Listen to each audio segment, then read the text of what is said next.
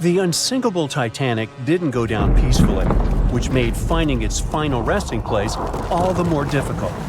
The world-famous RMS Titanic sank in 1912, but was only discovered in 1985 on a secret mission. Although people back in the early 1900s had the approximate location of where the Titanic was, they didn't have the right technology to find it. As it went under, the ship sent several CQD signals, standing for Come Quickly, Distress, to a nearby ship named Carpathia. Come at once, we have struck a berg. It's a CQD, old man, were some of the final words transmitted from the Marconi wireless on the ship. These Morse code messages were also what made the first research missions to the wreck possible. RMS Carpathia found the lifeboats filled with Titanic survivors, but the world also desperately wanted to see what became of the famous liner. Fast forward to 1953. That's when the first serious attempt to find the Titanic wreck happened. A man named Risdon Beasley tried using a loud eruptive device to locate the ship. It sounds weird, but there's science to back it up. When dynamite goes off, the waves from the detonation hit the bottom of the ocean floor. With the help of sonars, scientists would be able to locate if there was anything solid at the bottom of the ocean. But Beasley had no luck. Another 20 years would pass before oceanographer Robert Ballard would make his attempt to locate the Titanic. Ballard had a bit more luck than Beasley. Over the previous years, underwater technology had gotten more funding and so worked much better. He tried it the first time in 1977. Ballard partnered with the Woods Hole Oceanographic Institution on a mission to map the ocean floor. While the institute hired him to test out their new mapping technology, Ballard's intention was to go a little further and find the Titanic wreck. In the middle of this new technological ship, there was a hole that allowed for a long pipe to be extended into the water just above the ocean floor. Attached to the end of this pipe, Ballard installed a pod with sonars and cameras. They thought they were in for something big, and so they took the ship to sea to run some tests. That's when, on a trial run, adversity struck. The drill pipe broke, sending all of their expensive material to the bottom of the ocean floor, just like the Titanic. When Ballard failed, another important character came into this story, a man named Jack Grimm, an eccentric oil tycoon. Grimm had become famous for trying to find things such as Noah's Ark, the Loch Ness Monster, and Bigfoot. He also tried to prove the hollow Earth theory that says that the interior of Earth is entirely hollow and hosts underground cities and nations. His search consisted of trying to find a large hole on the North Pole and thus venturing inside the hollow Earth. After his attempts failed, he set his eyes on the jewel liner that had sunk, the RMS Titanic. Grimm had the money, but he didn't have the know-how. So, as a billionaire, he made a big donation to Columbia University and asked in return to use some of their equipment. He hired a team of highly qualified scientists to help operate the machinery. Here's where it gets a little strange.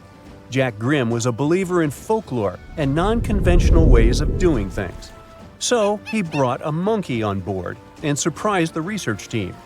This monkey, called Titan, was believed to point to a map and locate lost things. In this case, the Titanic. The scientists went crazy when the monkey appeared and told Grimm it was either them or the monkey. This expedition left Florida without Titan. Yes, there would be no monkey business. They set the course to the exact location of Titanic's last distress signal. They arrived, examined every inch of the ocean floor, but still found nothing. Grimm's first expedition lasted 3 weeks, but unfortunately, they found absolutely nothing. They tried a particularly good search method known as mowing the lawn, where they mimic such movements to map every inch of a larger area around Titanic's distress coordinates. The reasons for failure were important defects in the equipment and terrible weather. That's when that prior searcher of the lost Titanic came back into the picture, Robert Ballard. He didn't have the millions Jack Grimm had, but he had one thing going for him. The marine geologist was working closely with the U.S. Navy to locate two nuclear submarines which had sunk in the 1960s.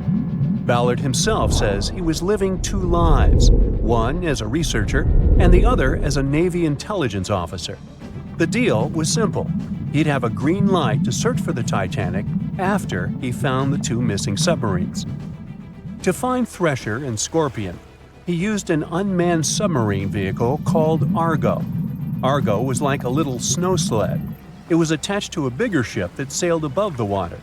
Argo was connected to the ship by a long cable, and it was piloted by a team on board.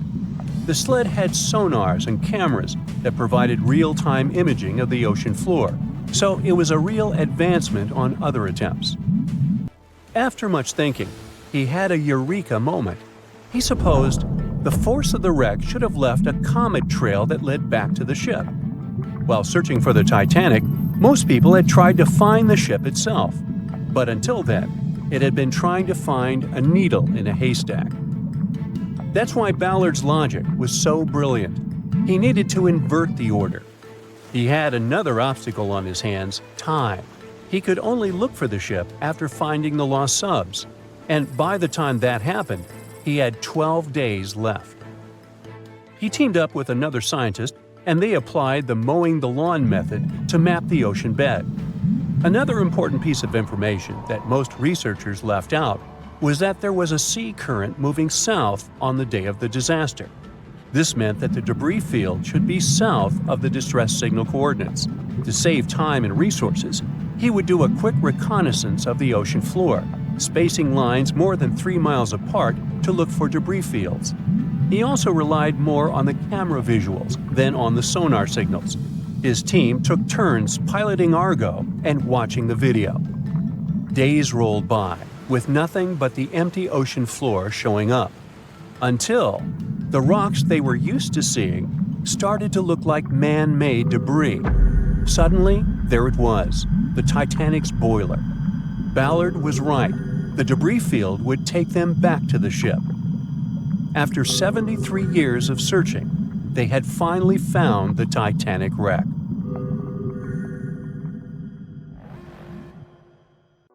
It was the start of 1912. A giant chunk of ice broke off a glacier in southwest Greenland.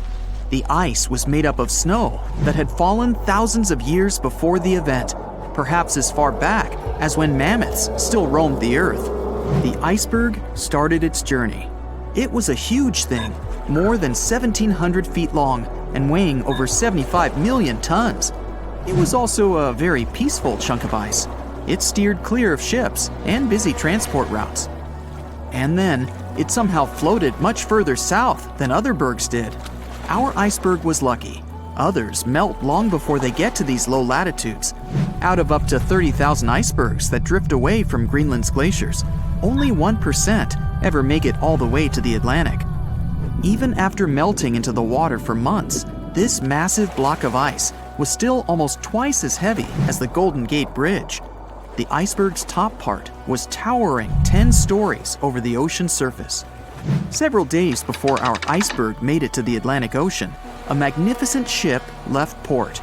It was a luxury liner carrying more than 3,000 passengers and crew members. At that time, it was the largest ship ever built. It was the Titanic. The collisions happened on April 14th, when the ship was in the North Atlantic, 370 miles away from Newfoundland. Unable to divert its course, the ship ruptured at least 5 of its hull compartments. They started to fill with water at an alarming speed. The Titanic's compartments weren't capped at the top. That's why the water spilled over and started to flood each succeeding one. The front of the ship began to sink, causing the back part to lift vertically into the air. And then, with a deafening roar, the liner broke in half. The rest is history. But what happened to the iceberg after that? On April 15th, the German ocean liner SS Prinz Adalbert was sailing through the North Atlantic. It was traveling a few miles away from the place where the Titanic had sunk several hours prior. The German ship's chief steward, who hadn't learned about the disaster yet, saw an iceberg. What drew his attention was a large streak of red paint going along the iceberg's base. Surprised, the man took a photo of his discovery. He thought the paint meant a ship had hit the iceberg within the past 12 hours.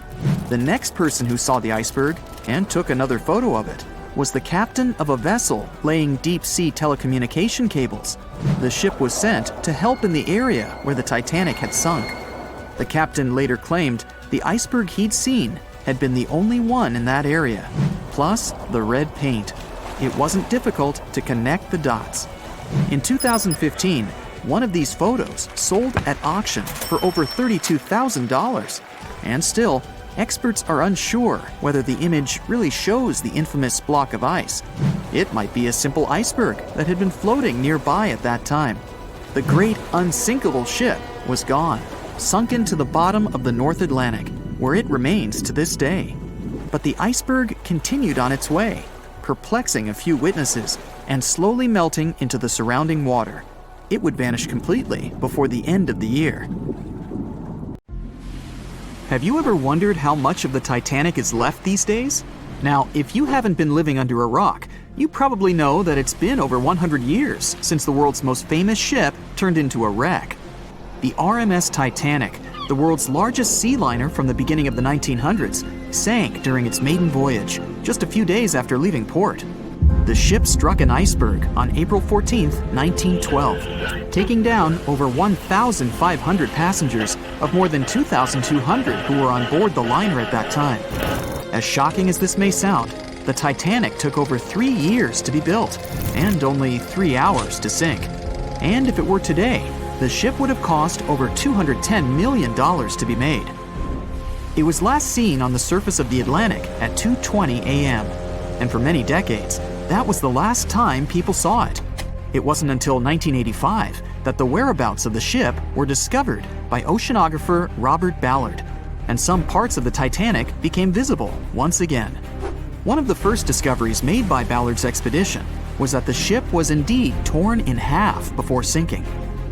The early exploratory missions to the part of the ocean floor where the Titanic now lies could only see the hull and the deck of the ship. According to Ballard, the main purpose of these missions was to understand how to preserve the ruins from deteriorating. Another goal was to recover the huge number of personal items scattered along the seabed. The explorer later said the view down there was as shocking as it was emotional. In the field of debris around the wreck, the oceanographer discovered plenty of small objects and personal belongings, many of which he brought back to the surface.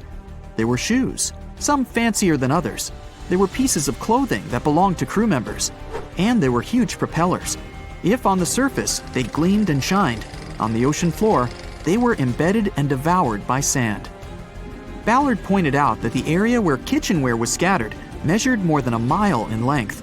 There were enough plates, pots, and pans to fill up an entire industrial kitchen. For the first time ever, 3D animation footage reveals exciting images. The simulations show the Titanic's evolution from when she first set sail in 1912 until the state of her ruins today. But simulations weren't enough for deep-sea explorer James Cameron, who envisioned traveling to the heart of the wreck for the first time ever in the history of the ship. Yep, the same James Cameron who happens to be the director of a very famous movie about the ship. He has now dived 33 times to visit the wreck of the Titanic. Here's some fun trivia for you. The director says that his true passion has always been the ocean, and that ever since he was a kid, he wanted to study the sea. Directing, let's say, just happened to be his day job. And when the possibility of directing Titanic appeared, he said yes, just so that he could go and check out the ruins of the ship in real life. Now back to the wreck. According to James Cameron, it wasn't enough for researchers to access only the exterior of the ship. They needed to go inside, analyze and photograph what was left of the pompous interiors of the world's once biggest sea liner. Cameron piloted an innovative robot vehicle equipped with cameras. It helped the man to reveal spaces in the Titanic that no one had ever seen before since the ship touched the bottom. Turkish baths, for instance, still had their tiled walls standing up almost in all their entirety. These baths were exclusively for first-class passengers. They were located right next to the swimming bath and the third-class dining room, and were designed in the Moorish style. People resting there could get heating blankets and ask waiters to bring them anything they needed. If the pictures from before the disaster were astonishing, They carry a different kind of wow factor now, when everything you see in them is hidden underneath the surface of the water. Another shocking discovery was the ship's mast. If we look at the Titanic in its pre-sinking glory, the mast calls much of one's attention. Located on the bow of the huge ship, the mast held together the transmission cables for the Marconi system, a system of wireless telegraphy. That's also where the British merchant flag the Titanic flew was located. The mast stood at the height of a bit more than 100 feet and was equipped with a crow's nest. Nowadays, the mast is unrecognizable. Attacked by corrosion, it collapsed. The crow's nest broke apart too. Now we can see why the modern-day Titanic is a real treasure for deep-sea explorers. But as the wreck of the ship lies at an approximate depth of 12,500 feet, sunlight is non-existent there. So, piloted missions depend on high-end technological equipment to survey the area. Why do you think the Titanic went missing from the public eye for over 70 years?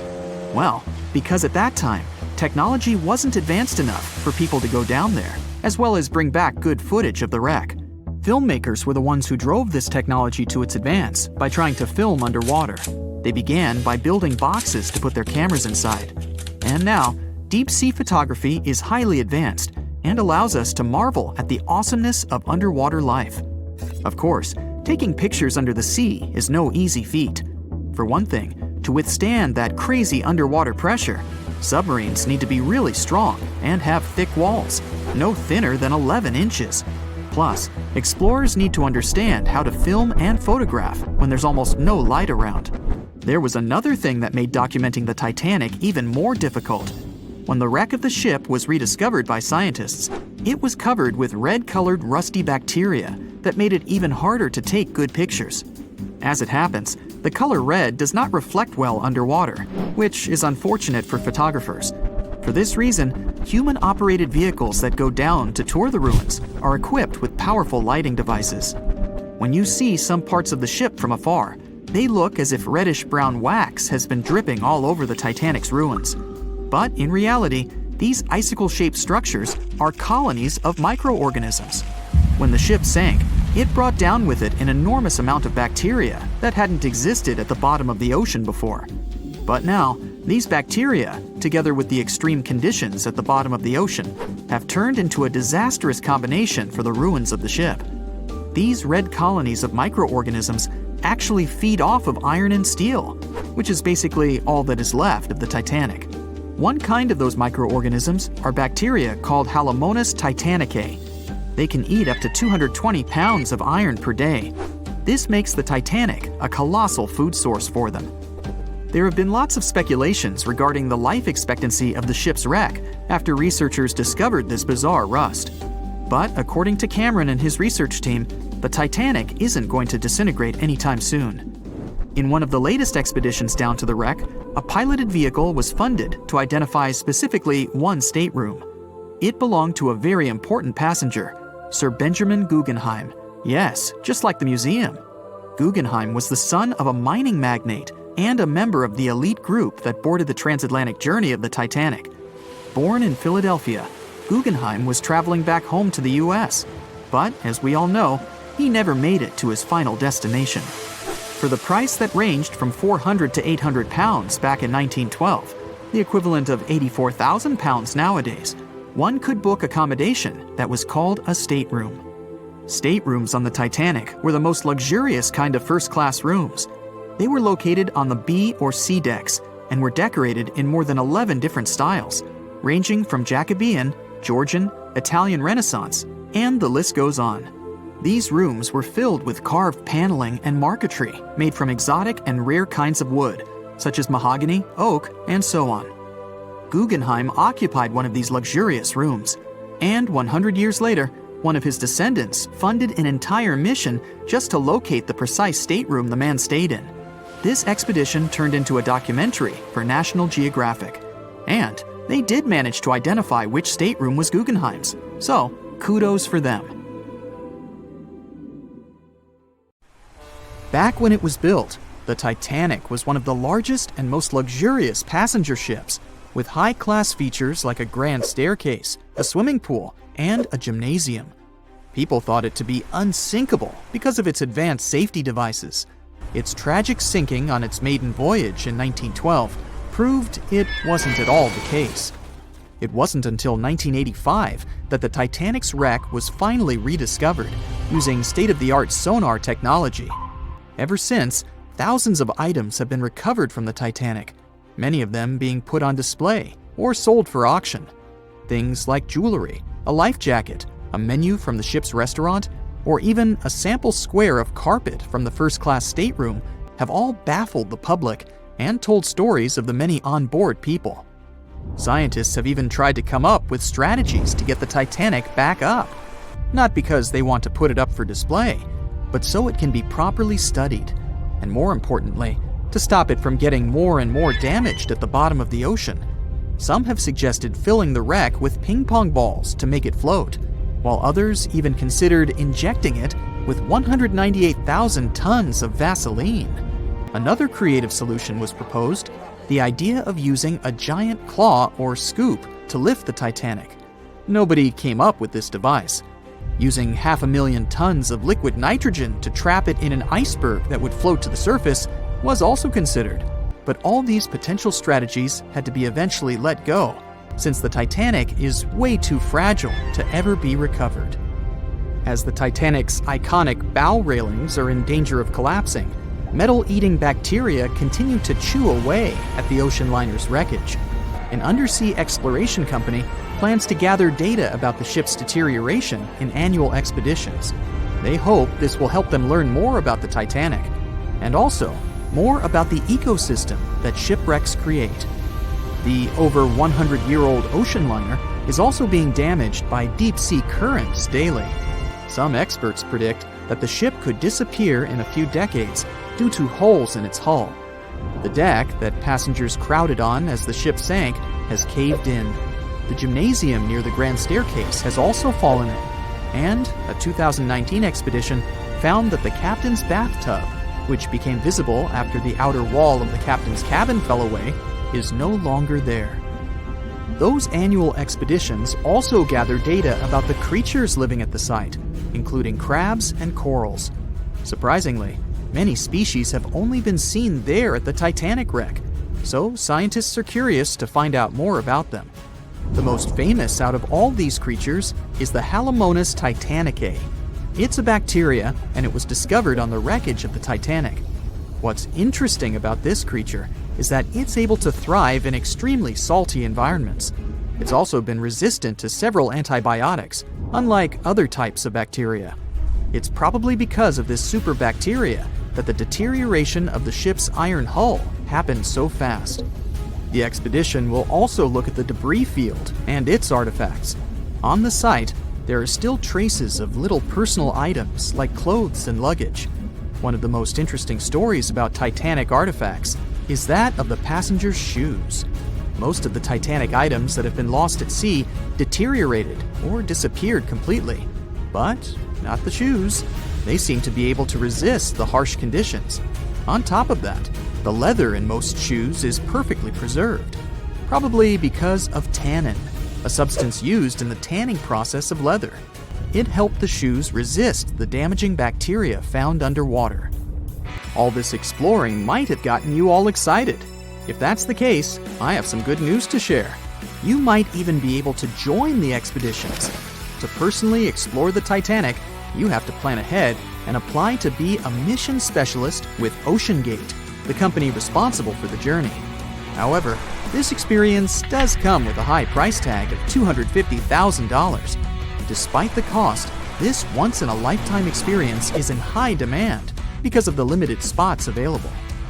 If you can afford the exploration, you will have the chance to collaborate with renowned specialists in marine biology, oceanography, the Titanic, DNA, and the deep ocean.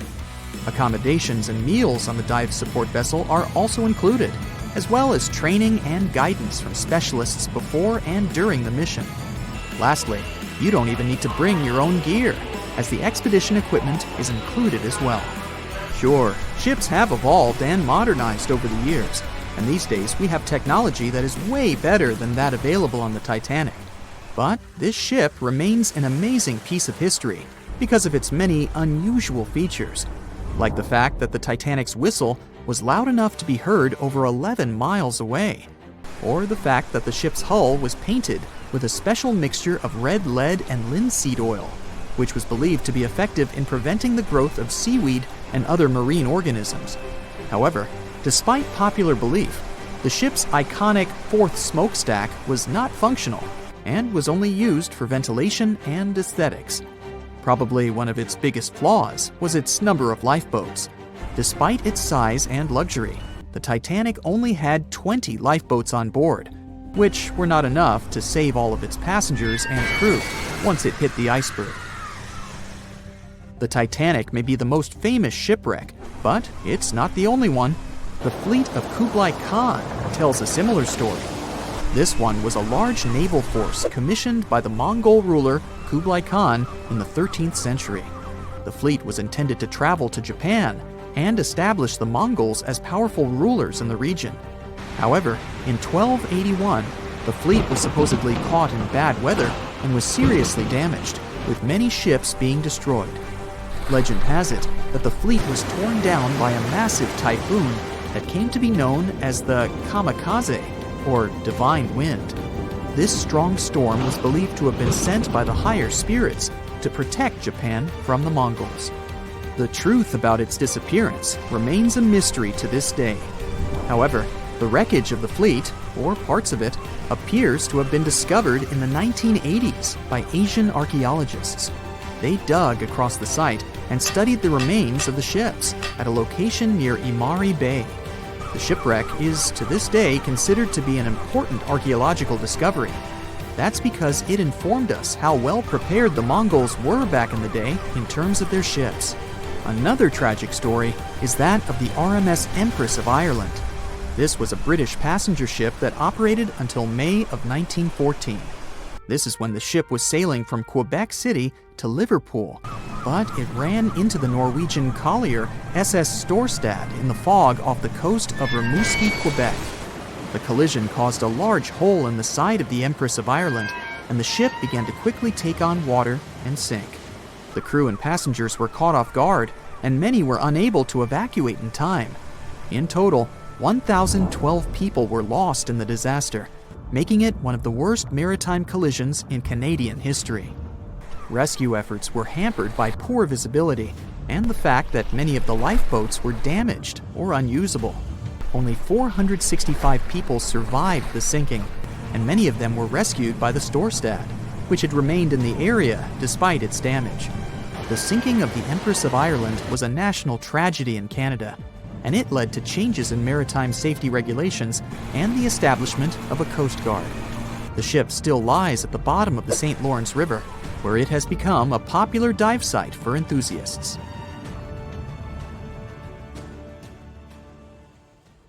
Titanic. The Titanic. The Titanic. The Titanic. Titanic. The Titanic. The Titanic. Titanic. The Titanic. Congratulations! You can now forget everything you've seen in the movies or everything you've read in books and newspapers and heard from people. Now we have the most detailed and reliable study of the famous sunken ship. A large-scale Titanic 3D scan allows us to see in fine detail everything that happened during the disaster.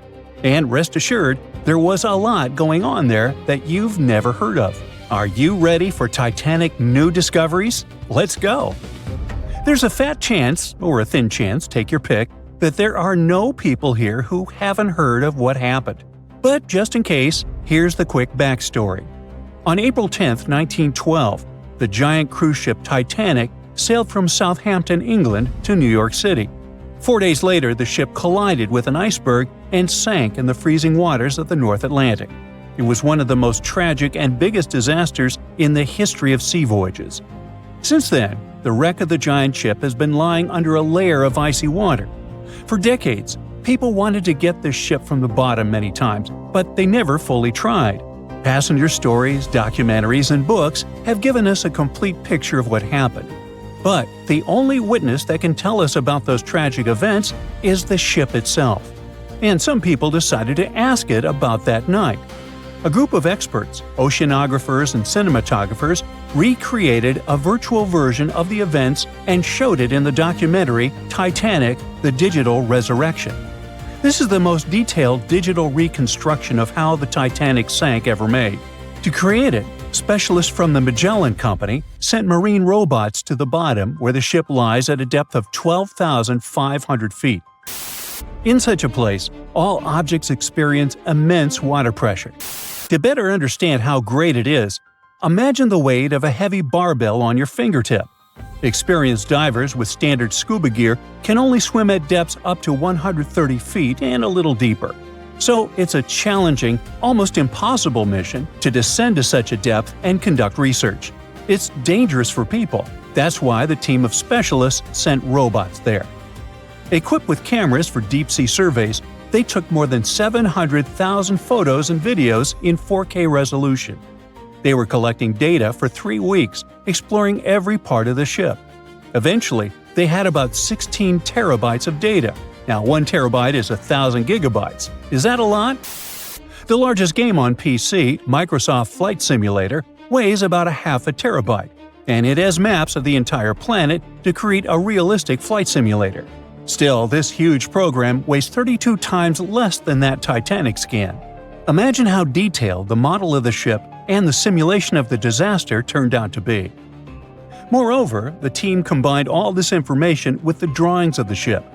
They calculated the speed of Titanic that night, its direction, its position, and the angle of impact with the iceberg. All of this was uploaded to supercomputers to create precise crash simulations. After that, specialists studied eyewitness reports, got consultations from historians and maritime experts, and then presented a detailed staging of the tragic night. Some things turned out to be different from what you know about them. For example, the iceberg didn't make a huge hole in the side of the ship. A Titanic wreckage scan shows that a piece of ice had struck a glancing blow and created several holes in the hull. Each of them was the size of an A4 sheet of paper. How could such minor damage destroy a giant ship? The problem was that those A4-sized punctures covered the entire length of the case. The Titanic's creators claimed that it was the most unsinkable ship in the world. However, its unsinkability lay in the fact that it could stay afloat even if 4 of its watertight compartments got flooded. But the collision with the iceberg led to the flooding of 6 of them. The iceberg had a mere 6.3 seconds of contact with the ship and still managed to sink it. The Titanic wreckage scan also showed a portal with a broken window. The iceberg probably crashed in there. This finding confirms the words of eyewitnesses that pieces of ice got into the cabins. Just imagine how frightening that was. You're sleeping peacefully in your bed, then you hear a loud crash and a piece of iceberg falls into your cabin. And after that, absolute chaos begins. The researchers found out exactly how the ship had split in half. In the famous movie, we all saw how the back of the ship had risen above the water and then broken off. The ship indeed broke, but not as gently as we saw on the screen. Yeah, the scale of the disaster was terrible, but the reality was even worse. The ship wasn't just broken, it was torn in two. Wooden and metal parts of the ship, pipes, chunks of the hull, walls, everything was torn and bent. The first-class cabins were torn in two. Imagine the screeching of metal that sounded on that cold night. Researchers compared other Titanic facts versus the movie. One of them was a story about First Officer William Murdoch. In the movie, his character attacked passengers who were trying to board the boat. But in reality, everything happened differently. Titanic survivor Charles Lightoller said William Murdoch had drowned when he was trying to lower a lifeboat into the water. He didn't attack anybody, but still faced a tragic fate.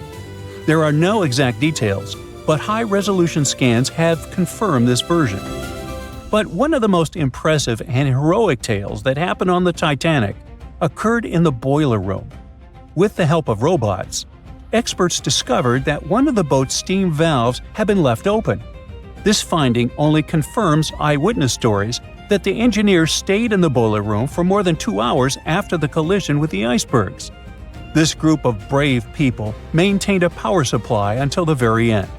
Why did they do it? Proper lighting on the Titanic helped people safely lower the boats onto the water. Electric power also made the Titanic visible to distant ships. Moreover, passengers reported that the Titanic's lights were on even when it was submerged underwater. The brave feat of the engineers helped save hundreds of passengers' lives. Who knows, perhaps further research of the ship will tell us more about other heroic actions of the passengers and crew members, actions that will be worth making a movie about. In addition to studying the ship, the researchers also scanned the seabed around the wreckage, where not only parts of the Titanic but also personal belongings of passengers, including gold coins, pocket watches, combs, shoes, and so on, were scattered.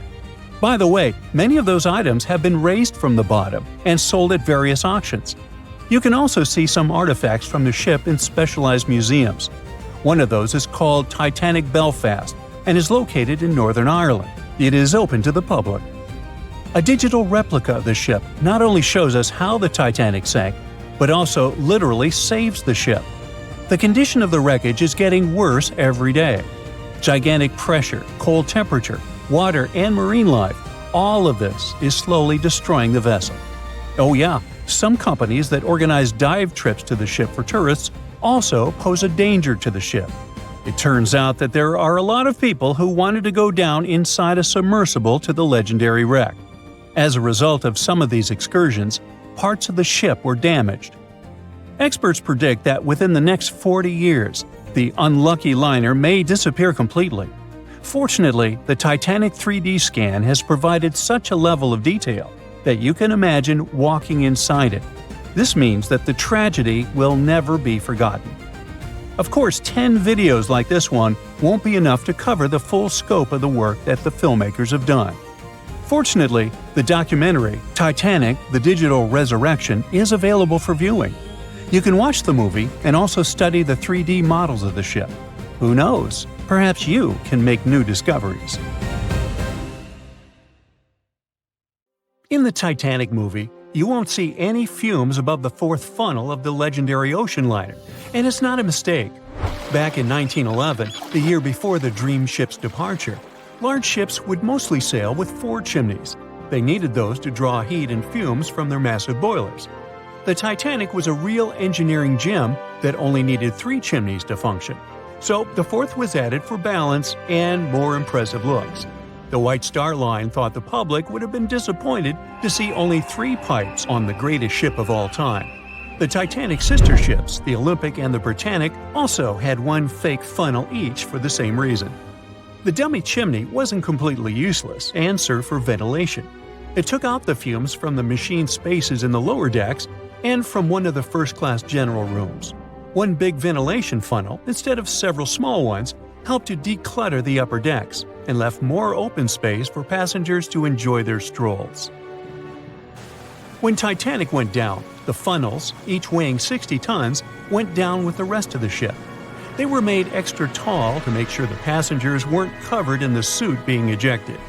Their height and weight let them stay in the upright position.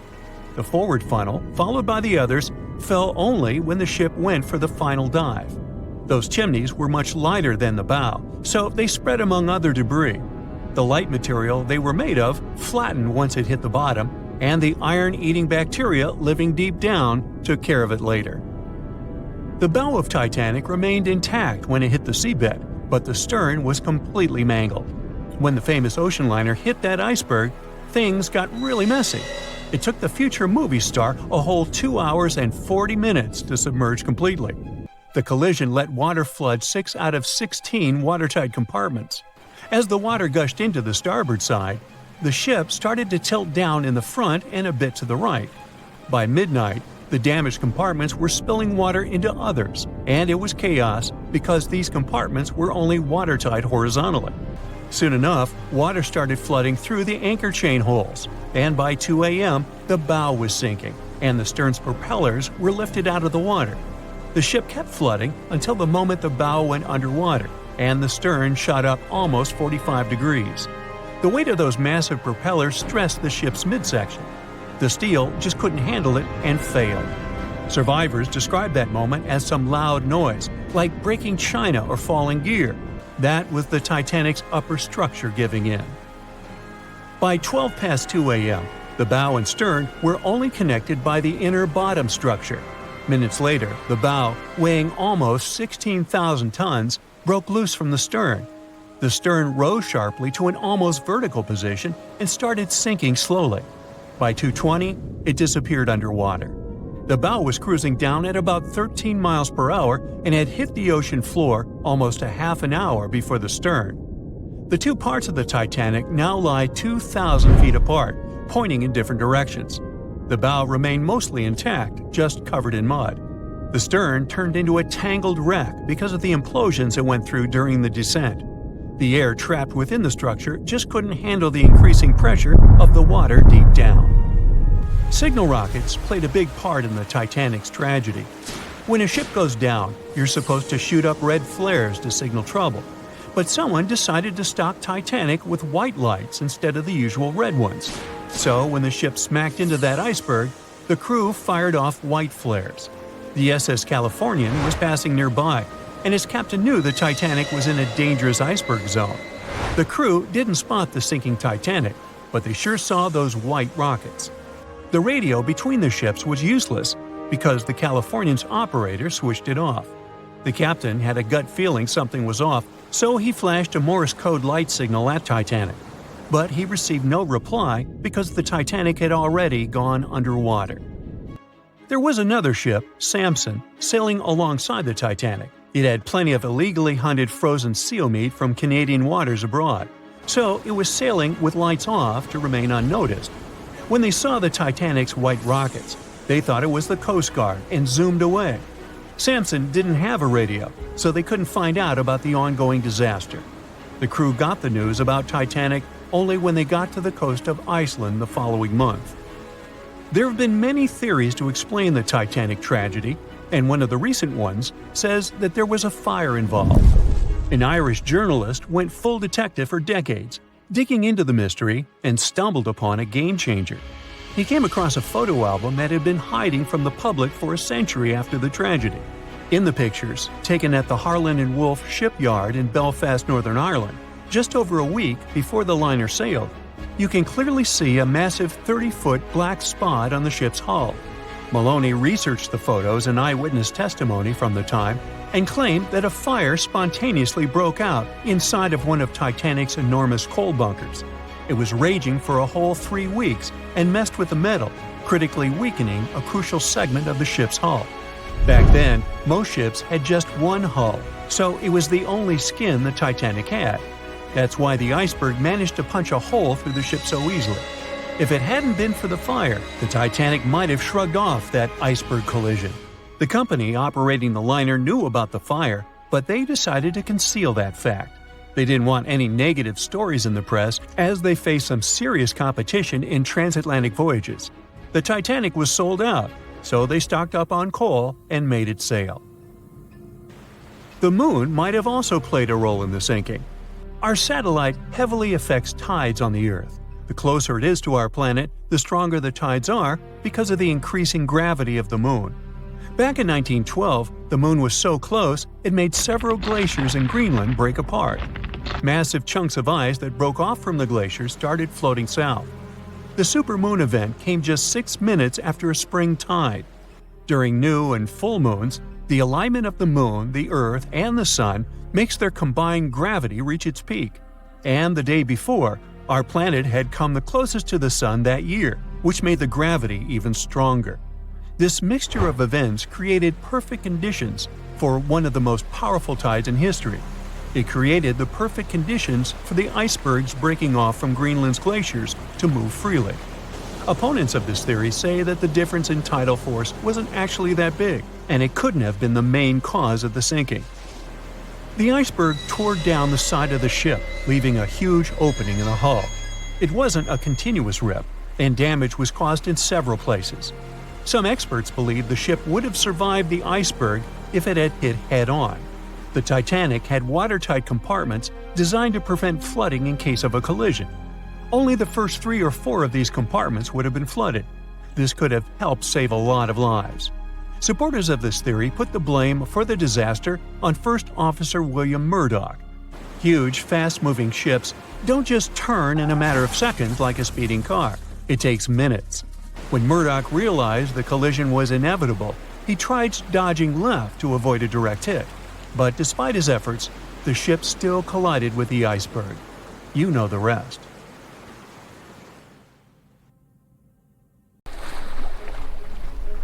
The lookout shouts, "Iceberg right ahead!" The Titanic strikes the ice. Water starts flooding in. Third-class passengers are locked up. There aren't enough lifeboats for everyone. Panic sets in. Violins are playing. The ship sinks. Well, we all know the story of the movie Titanic like the back of our hand by now.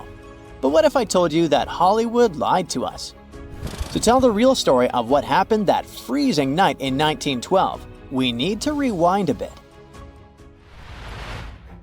The lookout shouts, "Iceberg right ahead!" Yep, that part was true.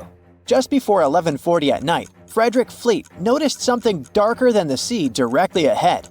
As the ship got closer, he realized it was an iceberg.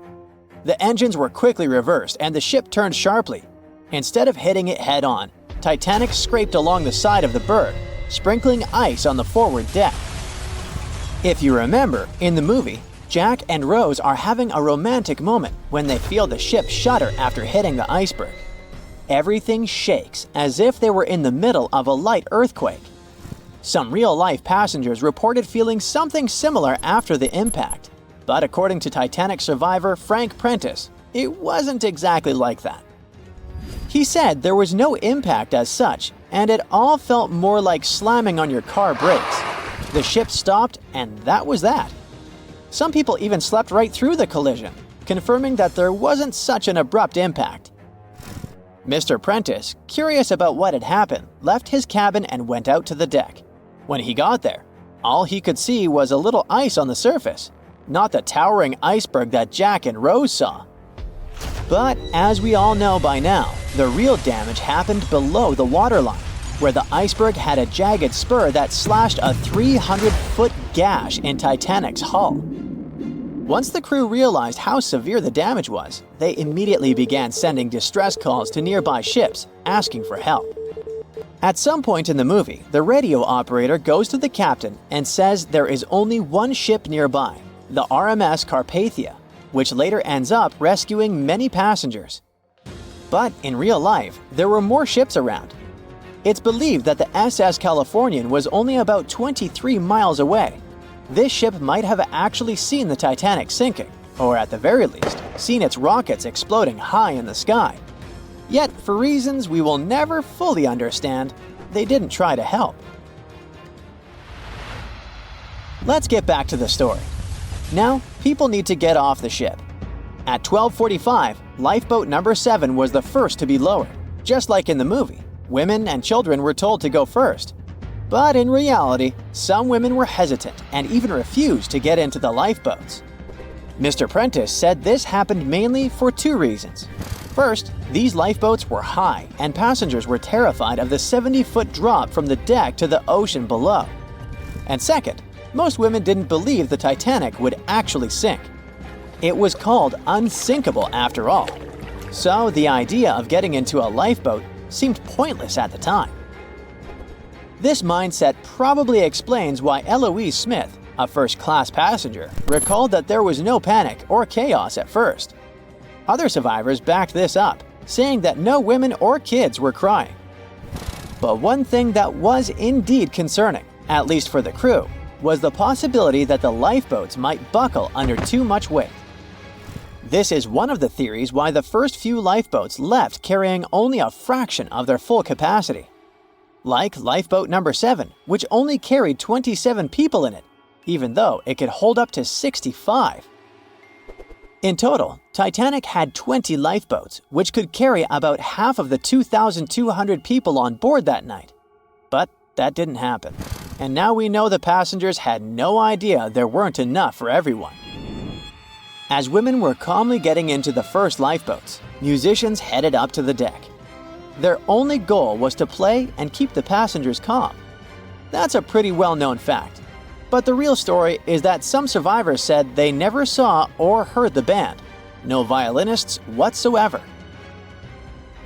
It's not like Hollywood misled you though. The musicians did play for over 2 hours after the ship had hit the iceberg. So maybe these passengers were just too panicked to notice the songs or the musicians started playing later than we think.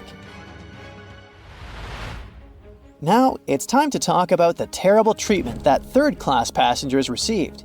The movie portrayed the crew as cruel, locking the less fortunate below deck like animals, giving them no chance to reach the lifeboats and save their lives.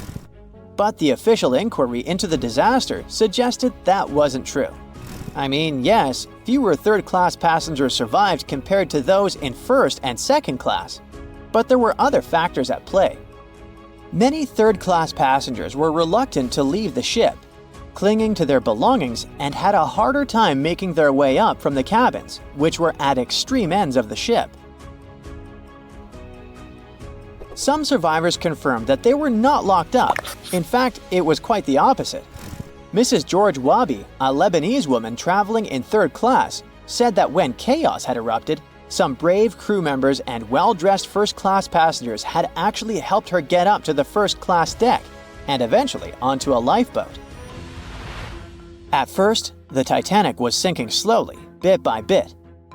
Passengers reported seeing the water rising and hearing pops and cracks. Then, there was a loud boom. Some said there had been just one explosion, while others described it as a series of smaller explosions, which they'd thought had been the bulkheads giving way. And there's also a group of people who said they had only heard a rumbling sound. So not everyone agreed on the sound they had heard, but one thing is a fact. By 2:18 in the morning, the lights on Titanic went out, and the ship plunged into complete darkness. As the bow continued sinking, the stern rose out of the water, putting immense pressure on the middle of the ship. This caused the Titanic to break in two. In James Cameron's movie, this moment is pretty dramatic, with the ship sinking almost straight down into the water. But in reality, the break probably happened at a much lower angle, likely just below the waterline. Even so, it tilted enough that people couldn't stay on their feet and started sliding into the water. One interesting thing is that it wasn't until the wreckage was found in 1985 that it was finally confirmed the Titanic had broken apart. Up until then, survivors had given conflicting stories. At least 8 survivors claimed they had seen the ship split. Emily Ryerson, a first-class passenger, described it as if the Titanic had been sliced in half with a knife. But there was also a small number of witnesses that insisted Titanic had gone down intact. At the time, this theory was more accepted because most people still didn't believe that the supposedly indestructible ship could break in half. So why the conflicting reports? Okay, so what you don't see in the movies, for obvious reasons, is how incredibly dark it was when the tragedy happened. It was like being in a room with no light, where you can only make out shapes and shadows. That's what it was like on the lifeboats. This means passengers couldn't really see what was happening, and most of those who were close to the ship either lost their lives or were too focused on trying to survive to pay attention to the details of the wreck. Although James Cameron's film didn't fully capture how terrifyingly dark the disaster truly was, the 2012 TV series Titanic did a better job of showing the pitch-black horror of that night. Even then, the reality was much darker and more terrifying than either of these two productions could portray. How could a ship built by the brightest minds of its time and called unsinkable go down in just 2 hours and 40 minutes? Maybe we can crack the mystery by diving deep into the bolts of the Titanic. And I mean that quite literally. It all started with a fancy dinner in London back in 1907. Lord William James Parry had a big idea and needed the right people on board. He invited the director of the British shipping company, White Star Line, over to chat. White Star was already riding the waves of success with transatlantic travel, making a fortune taking emigrants to America. But the competition was fierce. Cunard, one of their biggest rivals, had just launched 2 sleek, fast ships, the Lusitania and the Mauretania. These ships were the latest and greatest in both speed and luxury. Parry wasn't about to let that slide. As chairman of an Irish shipbuilding company, he figured if he teamed up with White Star, they could dominate the scene. That same night, over dinner, they started dreaming up an entire fleet of ocean liners. The Olympic, Titanic, and a third ship that eventually became the Britannic. Soon those ideas were being turned into reality. The construction of the Titanic and its twin, the Olympic, kicked off. It was such an impressive affair that they had to build 2 new shipyards on Queen's Island, known as Titanic Quarter, in Belfast Harbour. But building something that massive? Way easier said than done. Harland and Wolff, the British company behind the construction, had their hands full. This was the biggest ship anyone had ever tried to build, and it took 15,000 men working round the clock to make the dream happen. The Titanic and its twin were planned to be 882 feet long. It was just enough to stretch another 120 feet longer than the new Cunard liners. By the time it was finished, the Titanic stretched as long as 4 city blocks and high as a 9-story building. Aside from being the largest ship of the time, it also got another nickname. When Shipbuilder magazine went to examine it, they came up with the adjective unsinkable. But something went way too wrong along the way. If we made a quick X-ray of the Titanic, this is what we would find. 2,000 steel plates, each up to 30 feet long and weighing around 3 tons. To put it all together, they built it like a giant metal skeleton, with the keel acting as the backbone and the hull plates forming the outer shell. To beat the competition, the Titanic had to be huge, but it also had to be fast. So to make that happen, they needed to innovate on the ship's propellers. It had 3 propellers, 2 outer ones with 3 blades and 1 central propeller with 4 blades.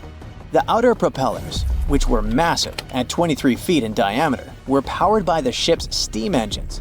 These engines were like the muscle of the ship, converting steam into the power that spun the propellers. The central propeller was a bit smaller, 17 feet across, and it was powered by a low-pressure steam turbine.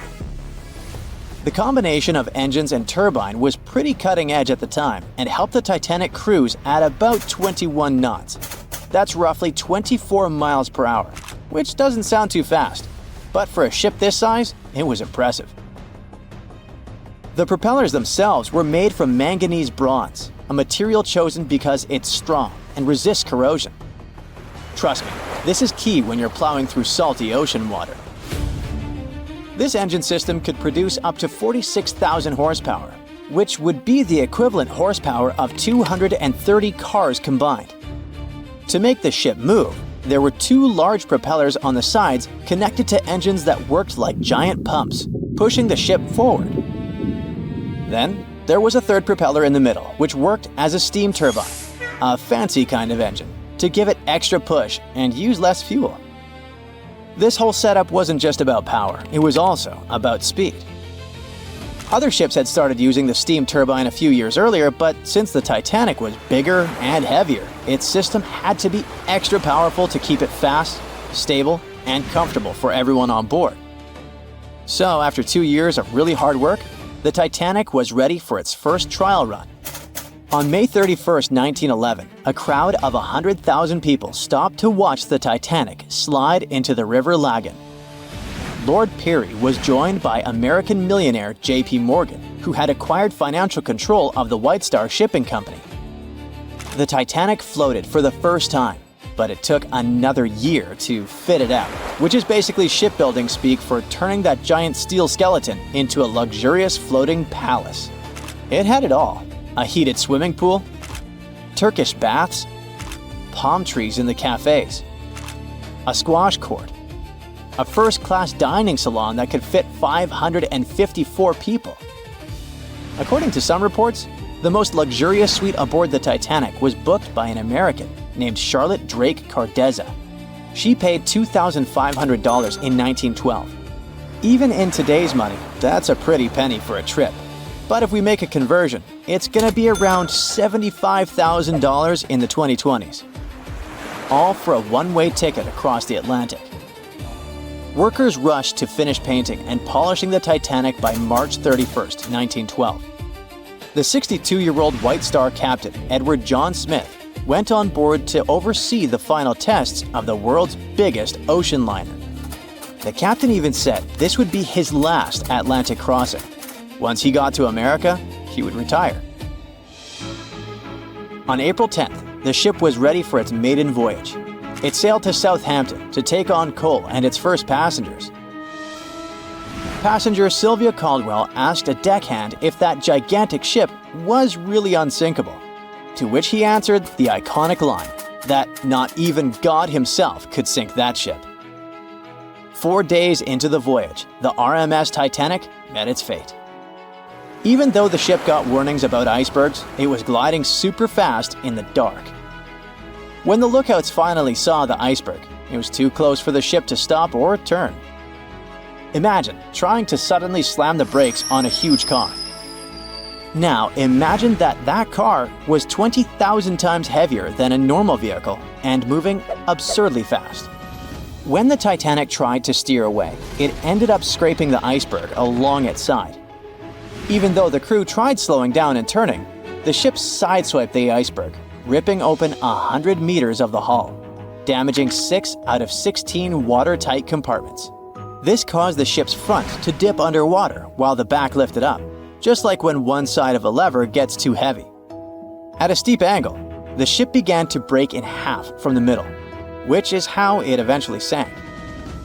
But why did the hull and rivets break so easily? A 1991 expedition discovered pieces of the Titanic's hull and found that the steel used was extremely brittle, especially in freezing temperatures like those on the night of the sinking. The steel didn't bend or give under pressure. It shattered like glass, making the impact much worse. Chemical testing also revealed that the steel had high levels of sulfur, which weakened it. This kind of brittle steel, combined with the high speed and freezing temperatures, was a recipe for disaster. Okay, there were material flaws, but the ship's design also had some serious issues. Those watertight compartments weren't fully sealed at the top. So as water flooded in, it spilled over from one compartment to another, speeding up the sinking process. If the ship had been built with better steel, a double hull, or improved watertight compartments, the disaster might have been avoided. Maybe even long enough for the RMS Carpathia to come and rescue everyone on board. The Titanic wasn't unsinkable, but for that time, it was a triumph of engineering and luxury. The thing is, even the best designs can't always beat nature.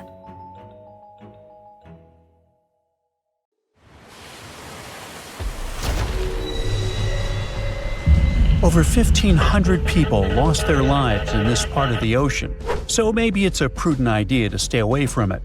The spot where RMS Titanic sank remains dangerous. I mean, yeah, there are still huge icebergs out there, but there are even bigger threats lurking beneath the surface. Titanic is sitting about 12,500 feet underwater, nearly 400 miles southeast of Newfoundland. It's been down there for over 100 years. So, over time, the wreck's just been falling apart little by little.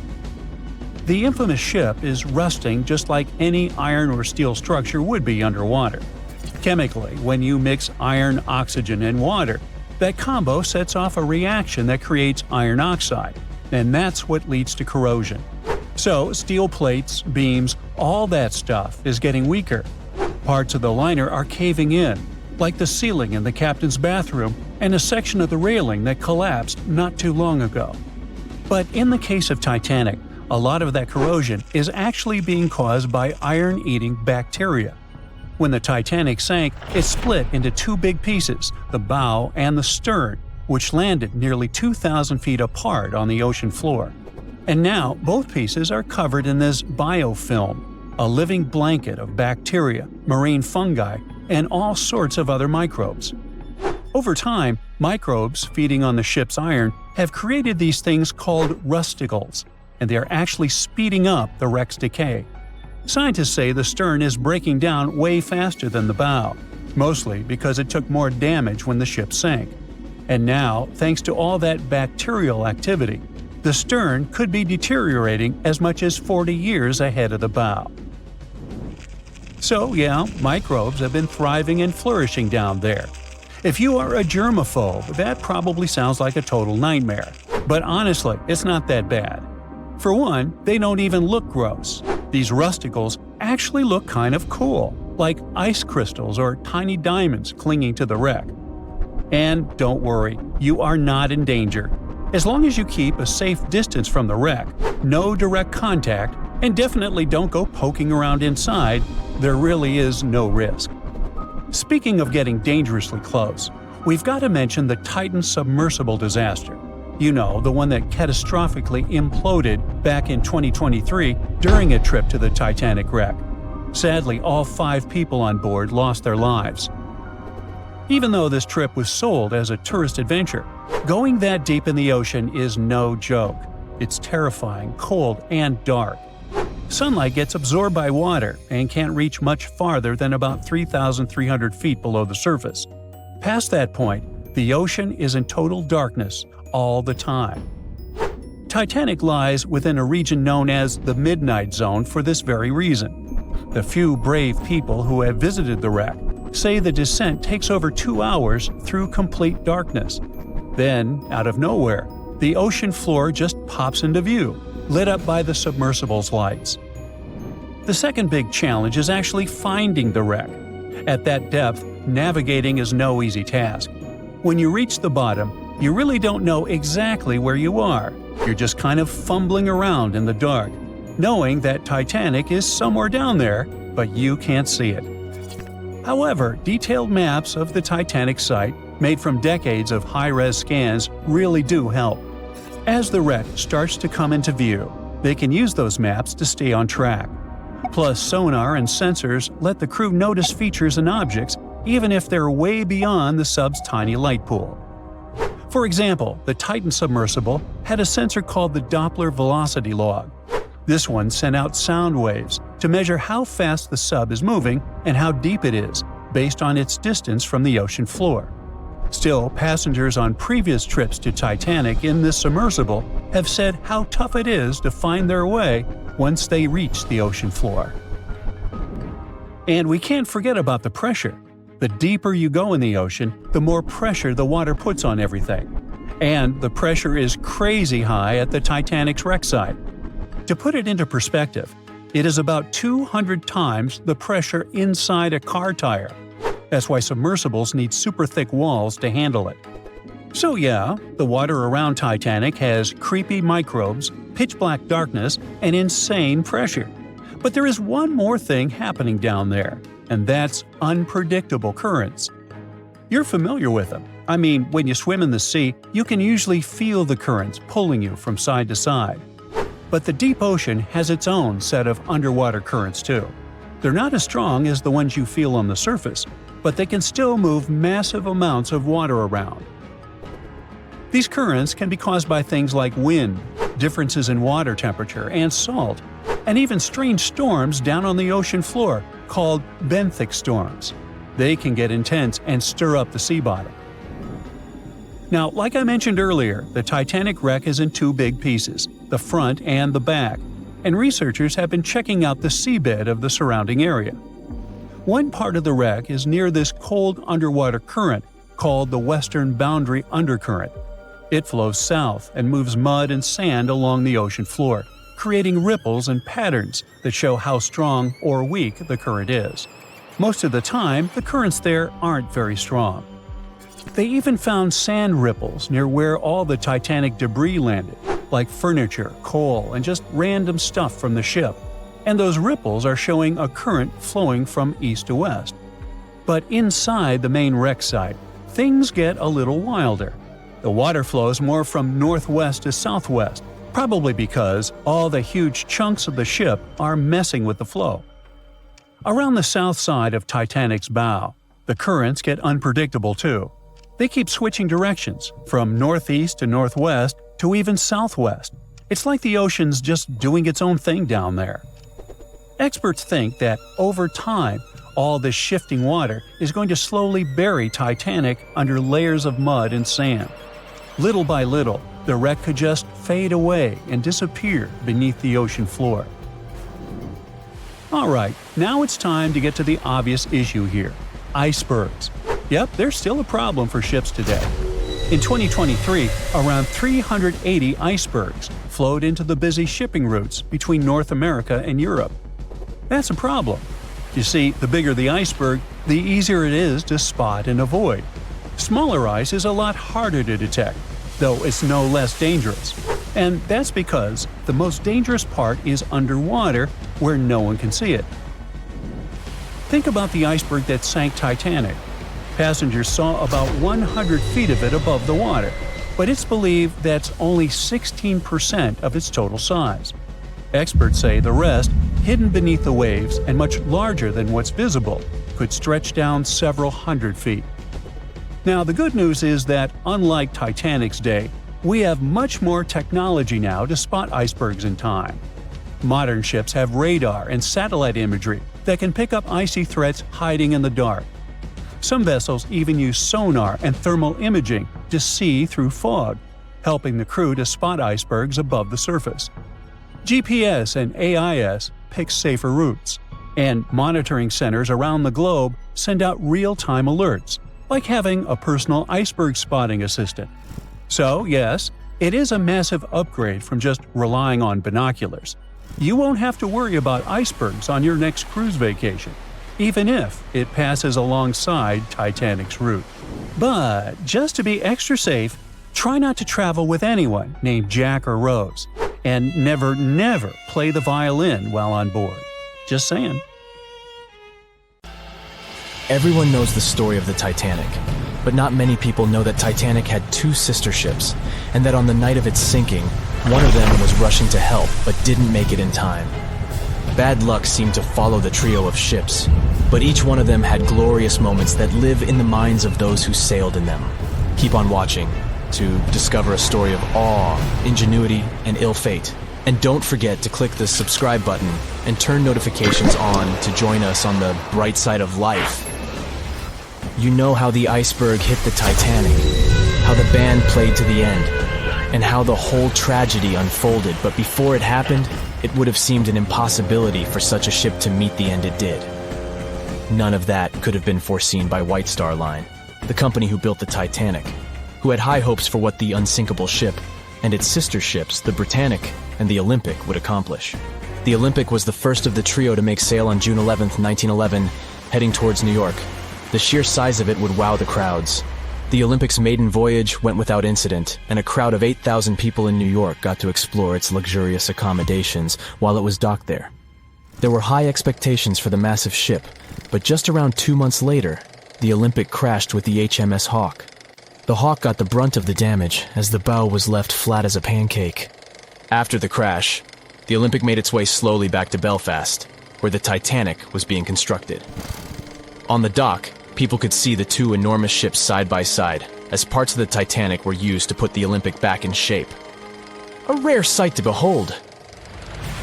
And on April 14, 1912, the Titanic hit an iceberg, and minutes later, the crew radioed nearby ships for help. That night, the Olympic was returning from New York when it received the distress signal. The ship turned around and rushed at full speed towards the Titanic, but they were so far away that they would have arrived next night. At some point during the early hours of April 15, 1912, the crew of the Olympic decided they wouldn't make it in time and stopped course. The survivors of the Titanic were eventually rescued by the Carpathia. Olympic was set up with lifeboats for all crew and passengers after the Titanic sank. It went from having 20 lifeboats to 64. Changes were also made to the watertight bulkheads, and an extra hull to construct a type of double hull was installed. It was determined that a double hull would have kept the Titanic from sinking. For several years, Olympic was used in the war effort against Germany. Throughout the years, Olympic carried over 200,000 passengers, which included thousands of Americans fleeing from Europe and troops battling during World War I. One of the most significant moments for this ship was when it struck a German submarine and sank it. It was discovered that the submarine was preparing to fire a torpedo on the Olympic before Olympic rammed it. The Olympic ended up sailing the seas for 3 decades, which earned her the nickname of the Old Reliable, despite some previous accidents. It went on to help the survivors on the HMS Audacious when it was sinking, and do what it couldn't for its sister, Titanic. Eventually, bad luck caught up with the Olympic. The ship crashed with the Nantucket Lightship, and the crash signaled the beginning of the end. Beaten up, and after years of service, the Olympic was demolished and scrapped for parts. The old Reliable saw many years of service and thousands of passengers, but the Britannic's journey was shorter-lived. When the Titanic sank, White Star Line was faced with a problem since they already had another enormous ship in the works. White Star Line began construction on the HMHS Britannic on November 30th, 1911, around 4 months before the Titanic sank. Although the Britannic was the youngest of the trio of ships, having been constructed last, it was also the biggest. They intended to name it Gigantic, but after the Titanic's disaster, they changed the name to Britannic, since they considered it to be a lucky name. With the Titanic sinking, the White Star Line underwent rigorous investigation, and many changes were made to the Britannic's design. The Britannic looked very similar to the Titanic, and it had what was at the time the largest marine turbine in the world, able to reach faster speeds than the Olympic. With Titanic's fate fresh in their minds, everything possible was done to ensure the safety of this newer ship. The Britannic was eventually launched on February 26, 1914, almost 2 years after Titanic met its end. After the Titanic's disaster, the White Star Line wanted the Britannic to redeem their name. The Britannic was on its way to becoming a successful ship. It transported passengers for over a year and a half when the British government requisitioned it and turned it into a hospital ship during the beginning of World War I. The ship became an even more impressive sight to look at. It was painted all white, with enormous red crosses on its side to indicate it was a hospital ship. One of the ship's surgeons, Dr. J.T.H. Beaumont, thought of it as the most wonderful hospital ship that ever sailed the seas. It could treat as many as 3,309 patients at once. This is how the Britannic became His Majesty's Hospital Ship, or HMHS Britannic. Though the sight of this magnificent ship must have put a smile on a wounded soldier's face or two, the Britannic didn't operate for long. Just a year after it was turned into a hospital ship, the Britannic was making its way through the Aegean Sea to pick up wounded soldiers, when it was struck by a loud explosion. The passengers didn't know what had happened, but headed to the deck to disembark. It is unclear what hit the Britannic, but the general consensus is that it was struck by a mine left by a German U-boat, though some still believe a torpedo hit it. The captain tried to move the ship to a beach close by, but the ship was sinking fast. In the desperation, against the captain's orders, several crew members launched lifeboats and disembarked. But since the ship was moving and the propellers working, the lifeboats were sucked and destroyed by the propellers. Though so much effort had gone in to ensure the Britannic was safer than the Titanic, whatever explosion occurred left the Britannic in the same dire condition as the Titanic in just 10 minutes. In a cruel twist of fate, it also sank in the ocean. Unlike Titanic's enormous death toll, only 30 people perished in the sinking of the Britannic, and over 1,000 survived. So many people survived because the accident happened in the morning, when the temperature of the water was warmer and the Greek island Kea was close by to offer help. In the end, the Britannic only sailed the seas for over 2.5 years. The bad luck that followed the Titanic and the Britannic and the accidents and demise of the Olympic was remarkable. But what was most impressive is that there was a woman who sailed on all 3 ships and survived. Violet Jessup was a crew member and nurse aboard the ships. She was there when the Olympic collided with the HMS Hawk in 1911 and disembarked safely. 2 years later, she escaped the sinking of the Titanic in lifeboat number 16, and she showed some women it was safe to board the lifeboats. You'd imagine that would be enough to keep her from ever getting on a boat again, but not for her. A few years later, she served as a nurse in the Britannic while it was used as a hospital ship. When the explosion occurred, Violet jumped overboard, was pulled under by the water, and hit her head on the keel but survived. Can you imagine her experience? She must have had nerves of steel. All in all, the trio of ships saw journeys of triumph and tragedy. Ill fate might have followed them, but all the survivors were left with incredible stories to tell. So tell us, Brightsiders, would you have liked to have seen any of these ships in real life? Let us know in the comments section. Don't forget to give this video a like, share it with your friends, and click subscribe to stay on the bright side. It was 11:39 at night when the Titanic's lookout shouted, "Iceberg, right ahead!" Swift action on the bridge to reduce speed and change the ship's course didn't help, and you already know how the story ends. Since then, we've regarded what happened to Titanic as a once-in-a-lifetime event. Is it though? The Titanic sank in 1912. Forget about fancy GPSs or weather satellites. At the time, ships were responsible for warning each other about the location of icebergs, like a "hey man, trust me on this" situation. Then the Titanic disaster happened. To call it a disaster is an understatement, so specialists felt the need to form an organization to avoid this kind of accident happening again. That's why, a year later, they created the International Ice Patrol, or IIP for short. Up to this day, this group has been responsible for giving ships advanced warnings about ice threats. IIP improved their methods over the years, from ship reports and aircraft patrols to satellite images. Recently, they've also been using oceanographic buoys, floating devices providing real-time information about ocean conditions up to 164 feet below the surface to predict the potential drift of icebergs. Luckily, IIP is doing an excellent job in reducing ship iceberg collisions. But don't get too comfortable, because even the most advanced detection equipment can't entirely avoid an unfortunate situation. Between 1980 and 2005, there were 57 incidents involving vessels and icebergs. And the chilling truth is that today's ships are more likely to run into an iceberg than the Titanic was. Studies have shown that 1,038 icebergs crossed the area where the Titanic sank back in 1912. You might think that's a lot, but scientists say it's not really a big deal. I mean, yeah, it's on the higher side, but there have been 14 years with even more iceberg activity since then. Nowadays, the number of icebergs is going up due to the accelerated melting of Greenland's glaciers. And since more ships are heading into polar waters, the chances of ships bumping into icebergs are higher. But the real danger for captains is invisible enemies, called growlers and bergy bits. Growlers are these small icebergs that can be the size of a regular door. And bergy bits are also considered small, measuring around the size of a school bus. These icebergs might seem harmless, but they're actually tricky since they can be completely invisible to radars or satellites.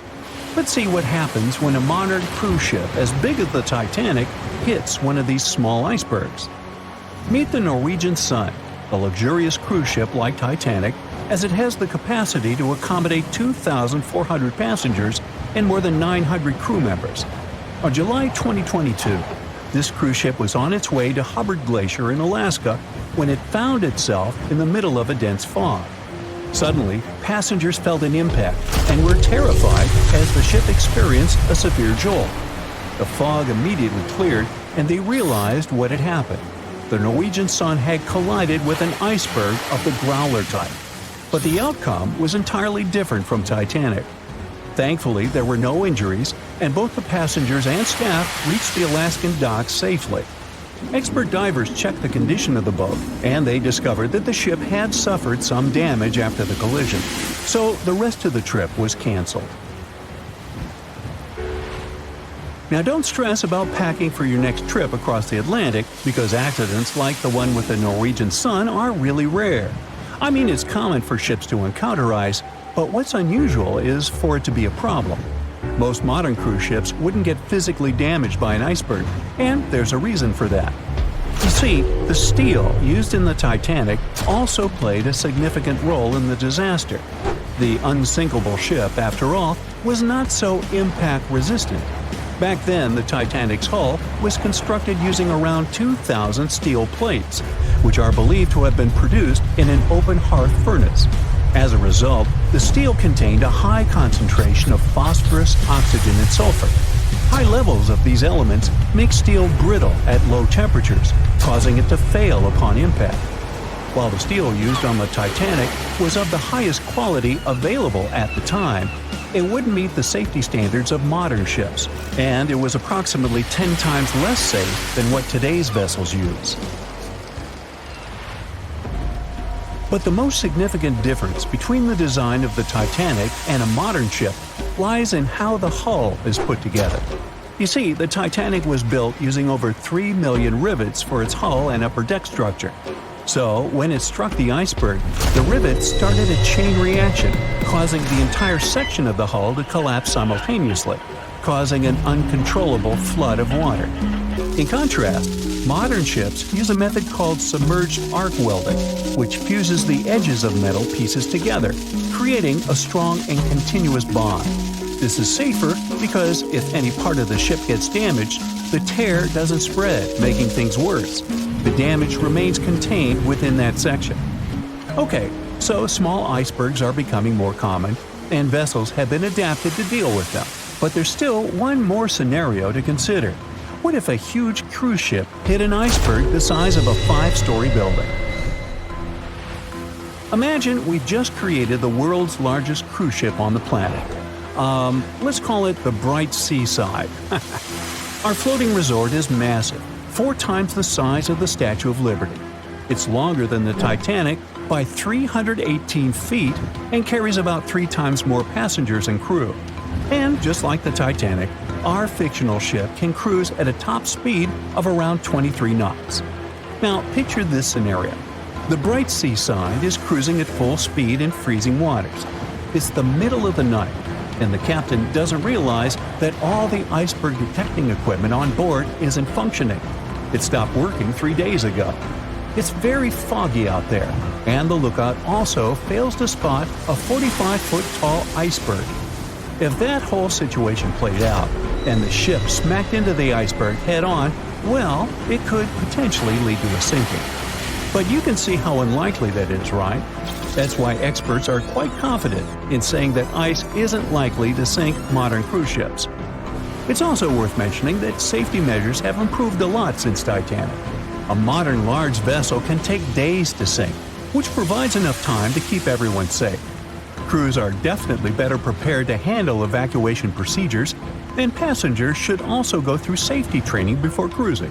I know, it is annoying to do that when all you want to do is drink a lemonade or some other beverage by the pool. But, all these safety tips are what saved the MS Explorer from becoming a modern Titanic. You see, back in 2007, all 154 people on board this Antarctic cruise ship managed to get into lifeboats after the ship hit an iceberg. Now imagine their panic as they waited for help for 4 hours. The crew did an excellent job in keeping everybody safe, no doubt. But a report that came out 2 years later said that the MS Explorer accident had happened because of the inexperience of the captain, who had pushed the ship too fast into a wall of ice in the freezing waters of Antarctica. That means that no matter how much tech a ship's got or how fancy its materials are, if you've got a careless captain and a crew that doesn't know how to handle an iceberg hit, yep, a disaster similar to Titanic could happen again. But hey, you shouldn't stress over it. Trust the professionals and keep in mind the odds. In the last 30 years, the MS Explorer was the only cruise ship that sank thanks to an iceberg, and everyone survived. So kick back and enjoy your sea vacation. At 11:40 p.m., the Titanic made contact with an iceberg in the North Atlantic Ocean. Many artifacts were found and restored, like parts of the ship, jewelry, and dining plates, to name a few. It took approximately 3 hours for the ship to be completely submerged in the remote icy water. The night was cold and very much alive. The orchestra was playing music as they enchanted the guests on board. Everyone was excited to arrive in America. It was still considered an amazing feat for a ship to cross the Atlantic back in 1912. But as the day went ahead, there was an atmosphere of impending doom for the captain and his crew. No one else felt it, though. It seemed to them nothing could possibly go wrong, and this would just be another regular night.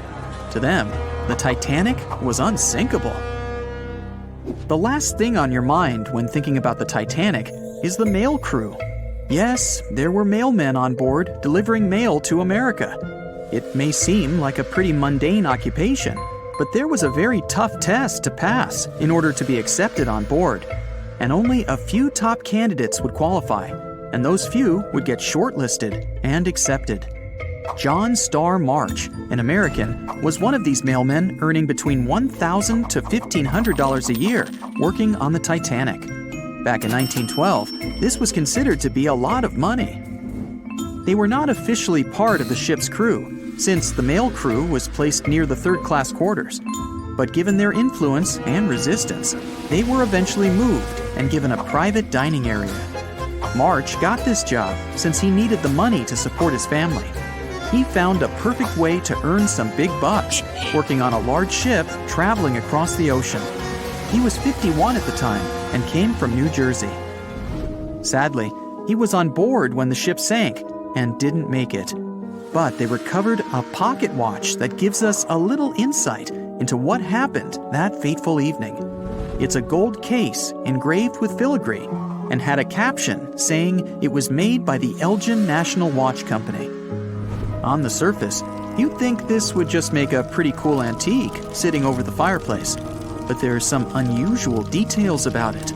There are obvious signs water seeped beneath the glass, and the black arms of the watch indicate the time to be exactly 1:27. It leaves us wondering why the clock stopped at this precise hour. What was the owner doing? The mail clerks were operating a fully functioning and efficient mail sorting facility on board the Titanic. This wasn't something you'd come by often on a cruise ship, since typical ocean liners use closed mail bags to transport the mail from one port to another. But the mail sorting facility on the Titanic allowed passengers to send out postcards whenever the ship docked in transit zones in Ireland and France. According to reports, people started heading back to their rooms at around 11 p.m., but some of them were still hanging around and enjoying their night. The 5 mailmen were celebrating a colleague's birthday in their separate dining room. 5 minutes before impact, crew members spotted the iceberg and rang the bell 3 times as a warning that something was ahead of the ship. They gave orders for the Titanic to move left, or, as they say in the biz, hard a starboard, to make the engines reverse. It was not enough to avoid the great impact. At 11:40 p.m., the Titanic struck the iceberg, and disaster erupted on the inside. Not just water seeping in and ultimately sinking the ship, but panic and chaos among the passengers and crew members. Captain Smith reached the deck and was informed that the Titanic had hit an iceberg. And at the same time, the mailroom began filling with water. We know that the 880-foot ship was completely submerged at around 2:20 a.m., with 706 survivors. The time between the impact and the sinking was really eventful. At midnight, they started getting the lifeboats ready for the passengers to evacuate. Orders were given for women and children to board the safety boats with some crewmen to guide and operate them. The problem was that the 20 safety boats available could only host 1,178 people out of the total of more than 2,200 passengers on board. March and his colleagues began sorting out the mail. There was chaos in directing and ordering around. With each second passing, icy cold water was filling the ship. 15 minutes after midnight, Captain Smith ordered his crew members to send out a distress signal. Even though SOS was established earlier than the Titanic, many others used CQD. The CQ stands for General Call, and the D is Distress. The Frankfurt was too far away to help, even though it was one of the first to respond. Even the Titanic's sister ship, the Olympic, responded, but it also was too far away. At 12:20 a.m., the Carpathia received the urgent message and redirected from its original course to help them out, even though they were 58 nautical miles away. Although this was some relieving news, the water kept seeping in at an alarming rate. It wasn't easy to keep everyone calm, knowing that the ship could be underwater in a matter of hours. At this point, many passengers were already on board the safety boats, waiting to descend into the water. The musicians on board began playing music for the ones still waiting. At first, they were playing in the first-class lounge, and then they moved to the deck. There's a debate on how long they were playing for, and what song it was. None of the musicians made it out. The 5 mailmen on board were also doing their duties while the ship was sinking. According to a ship officer, The mailroom was already covered in water above the ankles, and the mailmen were busy trying to save as much mail as they could. March was one of them. There were bags of mail floating around. They started with the registered mail. Witnesses of the Titanic sinking reported the mailmen were putting bags of mail on the deck to keep them from getting wet until help arrived. They also mentioned bags of mail were floating about in the freezing water. It wasn't until 12:45 a.m. when lifeboat number 7 on the left side of the ship was lowered onto the water. Even though it had room for roughly 65 people, only 27 people were inside. Many of the safety boats carried fewer passengers than their maximum capacity allowed. The crew were worried that the boats would capsize if so many people were on them. Some reports suggest that some people even refused to board the safety ships, sticking with the claim that the Titanic was unsinkable. At the same time, they fired up one of the 8 distress rockets in the air, but it didn't get them any help. At 12:55 a.m., the second and third safety boats were descended to the waters with 2 male passengers jumping on board. 5 minutes later, another safety boat was lowered with around 39 people. At this point, water entered the base of the grand staircase. In the next 20 minutes, more safety boats were lowered, most of them underloaded. Still no help. The Carpathia was still on the way. Panic was growing, and tensions were rising. There was a lot of anger for people being left behind. At around 1:30 a.m., things were getting out of control. The organized boarding of passengers to the safety boats stopped. March's watch stopped 3 minutes earlier, which could mean he was part of the scuffle between crew members and passengers. It took 3 hours for the Carpathia to arrive. March wasn't among the survivors. His watch proved to be one of the essential findings lost in the wreckage of the Titanic. It was eventually returned to March's 2 daughters, and now it's in one of the collections of the National Postal Museum. March was a man who did what he had to do in the worst circumstances. Time was a precious commodity for the people on board the ship, and this watch proved valuable to learn more about the tragic yet inspiring stories of the Titanic. Bet you never heard this story about the Titanic. So, this massive luxury ocean liner was heading out of Southampton on its first voyage to New York with over 2,000 passengers and crew on board. I'll spare you the details for now. You know how it all went down. Since there were a lot of things that went wrong during its short lifespan, some couldn't help but wonder, was it really bad luck? Or was there some mysterious force behind the ruckus? Well, for starters, right as it was leaving the harbor, the Titanic nearly crashed into another ship, called the SS New York. How did that happen? Well, 6 tugboats had to pull the massive Titanic into the river to begin its journey. Captain Smith was in charge, but let's be honest, he probably needed a few more cups of coffee before making any big decisions. So, as the Titanic was speeding along, minding her own business, she passed the New York and the Oceanic ships. The Titanic decided to make a left turn, but the suction was just too much for the poor New York. She started to drift off towards the Titanic. The Oceanic was leaning so much, her gangplank smacked into the water like a belly flop in the pool. Thankfully, the captain of one of the tugboats was there to save the day. He used his trusty megaphone to call the Vulcan to the port side of the Titanic to pick up some crew members. He then noticed the New York in trouble and acted quickly, throwing a line to slow her down. The Titanic's captain was probably scratching his head, wondering how to handle these big ships like the Titanic. That's because he'd only recently experienced sailing on larger ships. Close one, right? Well, it was just part of the story. As it turns out, the huge list of misfortunes might have started even earlier. Another theory suggests that during the ship's construction days in Northern Ireland, a fire broke out in the coal bunkers. Talk about a rocky start.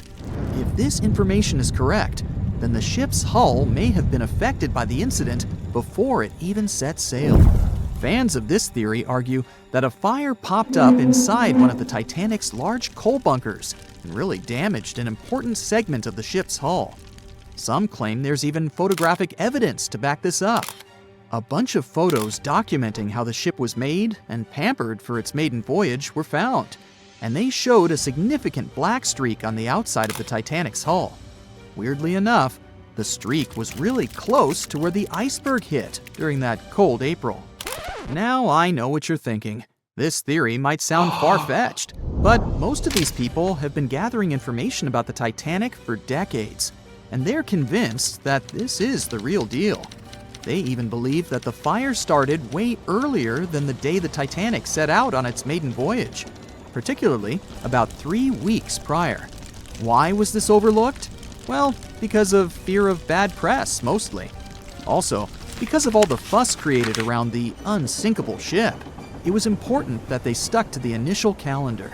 Of course, not everyone is convinced by this new theory.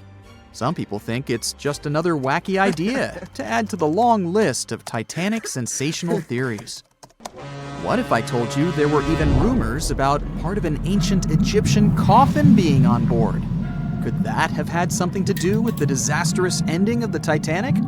Some truly believe it did. Let me tell you the story about the unlucky mummy.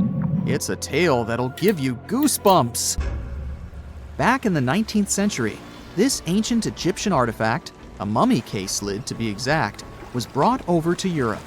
And as soon as it arrived, strange things started happening. Now, some of the stories may be a bit exaggerated, but according to journalists, some of them were actually true. The rumors sparked the interest of a British writer who later spent months investigating the mummy case and its alleged related stories. He was planning to write an article debunking the myths, but he found out they were all too real. Unfortunately, he never got to finish his work because he passed away suddenly. Others believed that the mummy case was guarded by Egyptian elementals. They warned others not to mess with the artifact. The mummy case's history is just as spooky. It was found in Egypt and sold to a certain someone conveniently named Mr. W at a party organized by a well-known English lady. When the mummy case arrived in England, it was given to Mr. W's sister, who immediately suffered from financial losses and other troubles. A photographer who took a picture of the case claimed that he captured a living woman's face on the film. The mummy case eventually ended up in the British Museum, and it's still there today. However, rumors say that it was aboard the Titanic and was responsible for its sinking. But don't believe everything you hear. Some sources claim the mummy case never left the British Museum, and the rumor was started by a journalist named William Stead. He was actually a passenger on the Titanic, and he supposedly told his fellow passengers about the ill-fated mummy before the ship went down. Is that what happens when you tempt fate? Seriously doubt it, but it does make you wonder, doesn't it? It gets even weirder, trust me. About 50 passengers got cold feet before the ship took off, and they refused to board the Titanic at the last minute, even if it meant that they'd lose the cost of the ticket. They just had an extremely bad feeling about the whole deal, and even an Irish astrologer warned against making the voyage on the Titanic. I doubt he saw a big ol' iceberg hidden somewhere in the stars, but it does add up to the mystique surrounding the Titanic. And do you know what's even worse? The fact that the ship's binoculars, which could have helped prevent the iceberg collision, were locked up. Apparently, those binoculars could have been used by lookouts on that fateful night. But guess what? The key was held by David Blair, an officer who was sadly bumped from the crew before the ship's departure. Poor guy. He probably didn't even know what he was holding on to. Now, some historians think that if those binoculars were in use, the iceberg might have been spotted earlier. But hey, let's not point fingers here. Others argue that it wouldn't have made a difference. Who knows? Maybe the lookout was too busy looking at the stars to notice a giant iceberg in front of them. But seriously, what were they thinking? Locking up the binoculars on a ship that big is like forgetting to pack sunscreen for a trip to the beach. Also, the ship might have been going a bit too fast. Now, I know what you're thinking. Why was the captain in such a hurry? Well, apparently, good old Captain Smith was trying to beat his ship's older sibling, the Olympic, in a race to see which ship could cross the Atlantic faster. I guess he had a bit of a sibling rivalry going on or something. But here's the thing. Even though there were warnings about icebergs in the area, the Titanic just kept on chugging along at full speed ahead. I mean, come on, guys, it's not rocket science. If you know there are icebergs around, maybe slow down a little bit, right? And then, close to midnight on April 14th, 1912, the Titanic hit that iceberg and sank in the North Atlantic. It also famously had a mere 16 lifeboats and 4 collapsible dinghies on board. No wonder it ended up being one of the worst maritime disasters in modern history. After the whole event, people started believing in life beyond the veil and contacted mediums, hoping for signs from the ones they had lost at sea. Can't say I blame them, though there's no verified story of someone managing to contact a Titanic passenger from the beyond, though. It seems like we all cried watching the heartbreaking goodbye of Jack and Rose from the Titanic. Oops, spoiler, sorry. But the real-life stories from the sinking of the famous ship were no less touching. Joseph LaRoche was born in 1886 in Haiti to a wealthy family. He was growing up without a dad, but his mother was a self-made woman and a respected merchant. His uncle was the head of his country. Joseph was fluent in French, Creole, and English. At the age of 15, Joseph realized he wanted to become an engineer. There were no engineering schools in Haiti, so he moved to France to get his education. The journey took him a whopping 83 days. Still, in his student years, Joseph met Juliet in a suburb of Paris through a mentor. They soon became friends, and then it grew into something bigger. The couple decided to get married. There was only one problem. Joseph couldn't find a well-paid qualified job even after completing his studies because of racial discrimination. The intelligent young man realized he could do better. Plus, he needed to provide for his growing family. His third kid was on the way. His uncle back in Haiti promised he'd help Joseph secure a job as a mathematics professor. His mother was overjoyed that her son and his family would be living in Haiti. She bought them first-class tickets for the French liner La France as a reunion gift. But that liner had really weird rules separating parents from their offspring for meals. The LaRoches didn't want to leave their youngsters and make them feel sad on a trip across the ocean. So they decided to trade their first-class tickets for La France for second-class tickets for RMS Titanic's maiden voyage.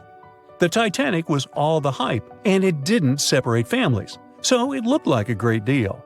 They planned to change for another ship in New York that would take them straight to their final destination in Haiti. The family boarded the Titanic on April 10, 1912, at Cherbourg.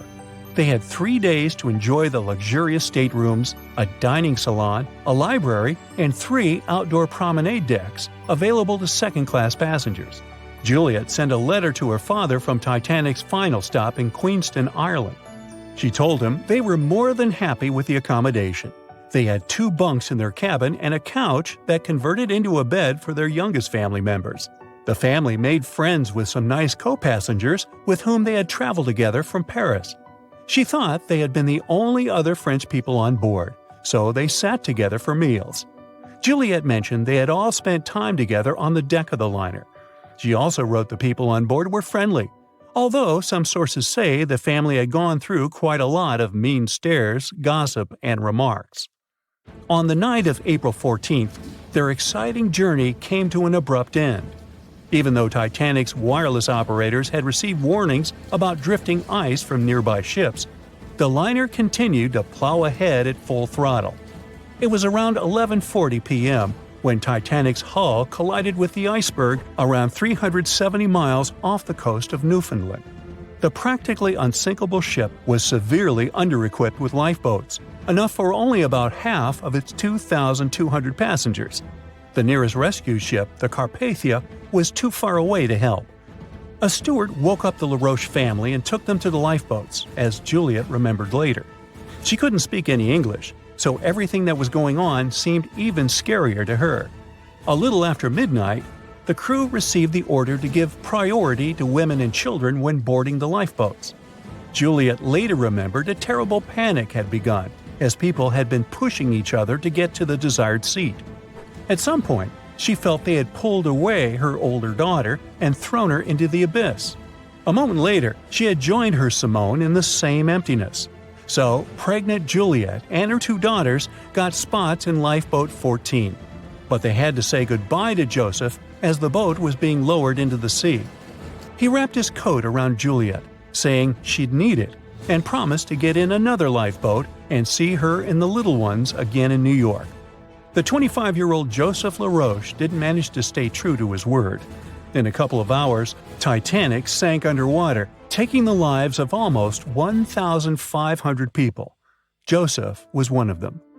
Juliet and the girls were among the 700 survivors who had been rescued by the Cunard liner Carpathia several hours later. Once they reached New York, they were looking through the crowds of people, hoping to see Joseph again. When it became obvious they wouldn't find him, it was time for them to decide what to do and where to go. Without any knowledge of English or money that had gone down with the ship, Juliet managed to survive in America only for 3 weeks, and then had no other choice but to go back to France. Joseph's uncle was no longer able to help them, as others had taken his life 4 months after the Titanic tragedy. In December 1912, Juliet gave birth to a son who she named Joseph after his father. For the rest of her life, she couldn't get over the loss of her beloved husband. That's why she didn't like to speak about what had happened on Titanic and told her children not to mention it. In 1995, a member of the Titanic Historical Society interviewed Louise, who was the last remaining LaRoche child and the last French survivor of the sinking. And that's when the world first heard about this heartbreaking story. It inspired some plays and articles, but it never got the same attention as the story of other passengers. You probably remember the elderly couple going down together in their bed on the Titanic. It was inspired by Isidor and Ida Strauss. They were both born in Germany and emigrated to the United States as kids. They met in New York and got married 5 years later. Isidor started a china and porcelain business with his brother that grew into the glassware department at Macy's and turned them into multimillionaires. Isidor and Ida were well known in New York, not only for their wealth and charity, but also for their love and devotion to each other. In 1912, the couple decided to run away from the New York winters and headed for Europe. By that time, they'd already been married for 40 years. In early April, it was time for them to sail back home to New York. They normally traveled on huge German liners, but at that time, they couldn't resist the hype of everyone talking about that new luxury liner, the RMS Titanic. That's how they ended up in one of the first-class private suites at the top of the ship.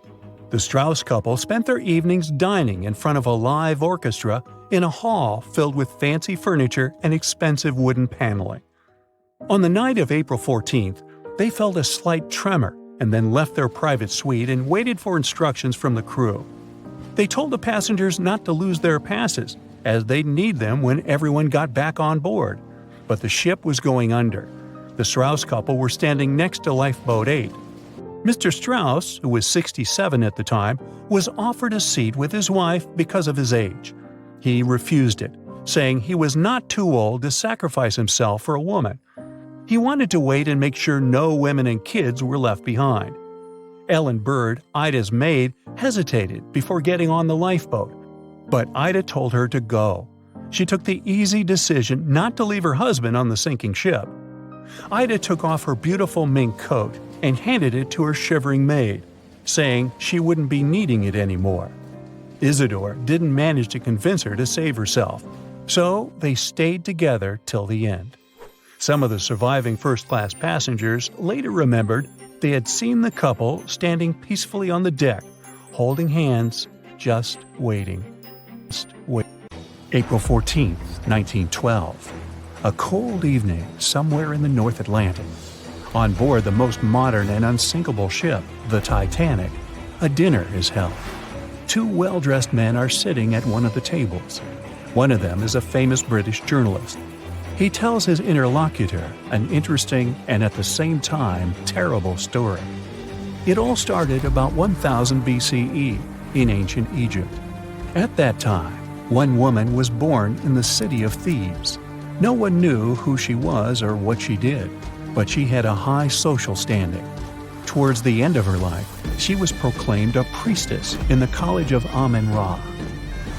Her body was embalmed, placed in a wooden casket, and covered with a massive lid bearing the image of a woman and mysterious inscriptions. She was buried in Thebes along with other people of the upper class. The mummy of this woman lay at rest for almost 3,000 years. The burial place had been carefully hidden. Around the first half of the 19th century, a group of locals accidentally discovered the ancient tomb. They disturbed the peace of the priestess. No one knows exactly what happened that day, but the mummy was removed from the casket and disappeared without a trace. A few decades later, a group of 4 wealthy friends from England came to Egypt for a trip across the upper part of the Nile. First, they went to visit the excavations of the Temple of Amen-Ra near the city of Luxor. There, they found the empty mummy case. It depicted the priestess with dark eyes looking into the void. There was something sinister in her gaze. They didn't know who the case belonged to, but they were so amazed by the beauty and energy of that find that they decided to buy it from the locals. The buyer disappeared the same night before the case was delivered to him at the hotel. Some said they'd seen the man leave the hotel and go towards the desert. No one knew why he did it. No one else saw him afterwards. Another man from the same group took the casket. During their return home, one of the friends was seriously injured. After arriving in London, the new case owner discovered the bank where all his money was placed had gone bankrupt. In one day, the man turned from a wealthy businessman into a beggar. A third friend also experienced the sinister influence of the ancient find. He lost his health, job, and eventually even his life in an accident shortly after returning to London. Before going bankrupt, the owner gave the ancient casket to his sister who lived in London. One of the friends of this woman came into the room, saw the Egyptian artifact, and immediately felt the dangerous energy emanating from it. Then the owner's sister gave the case to a famous photographer. He took some photos and was horrified. According to his words, he saw a real priestess with a human face in the photos. She looked at him with an ominous, icy gaze. No one except the photographer touched the film of the camera. No one changed the photo. Shortly after, the photographer mysteriously went missing. From that point, the story becomes vague. According to one version, the owner's sister gave the artifact to the British Museum. The man who transported the case passed away soon after, and his assistant got into a terrible accident.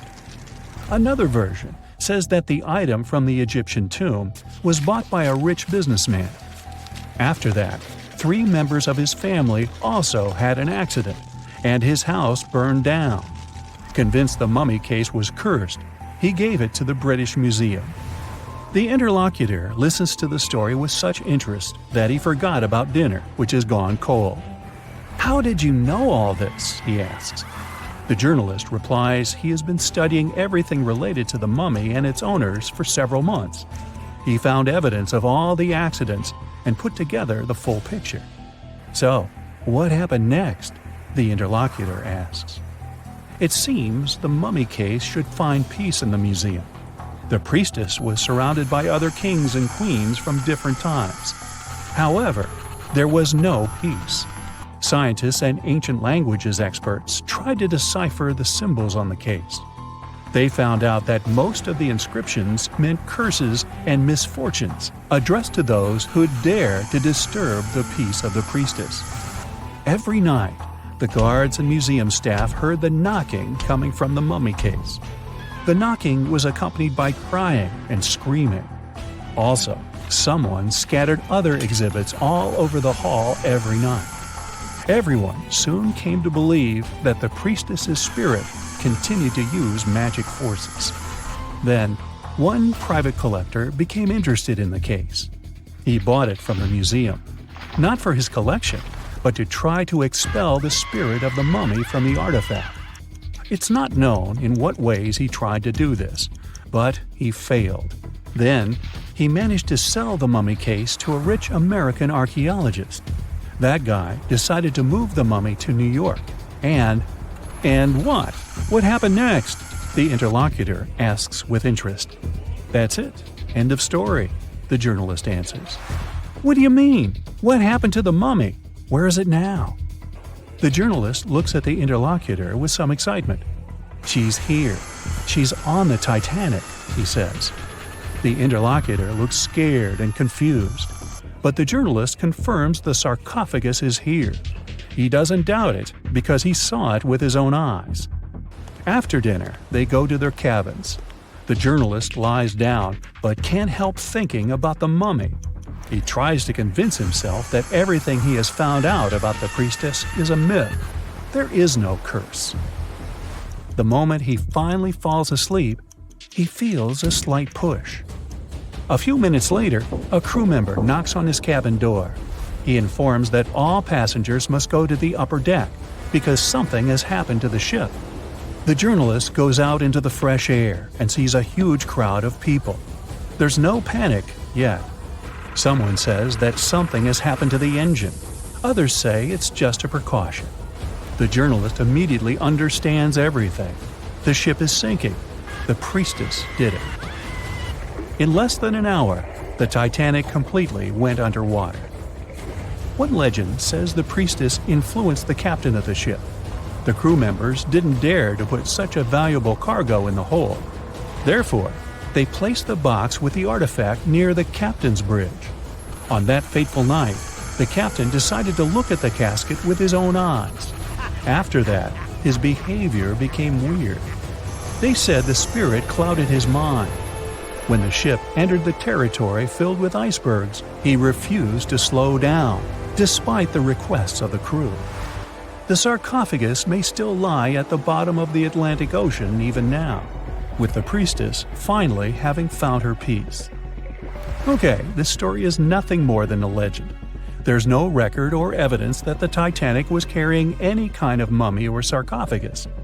The legend appeared a couple of years after the disaster. At that time, there were many theories about what happened to the Titanic. The ship sank because of secret agencies. ETs attacked the Titanic. The Titanic was sunk specifically to get money for the insurance company. Such crazy theories were very popular among audiences.